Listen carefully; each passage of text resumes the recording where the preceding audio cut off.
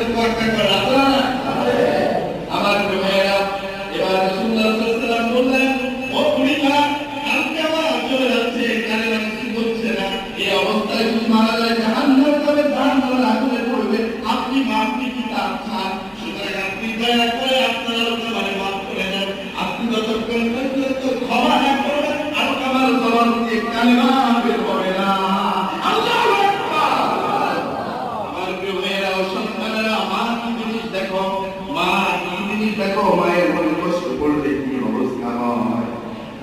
আমার মা বুড়িমা জবাব দিল, ইয়া রাসূলুল্লাহ, না, আলকামা কোনদিন আমার কথা মানতে চায় না, আমি মাফ করতে পারবো?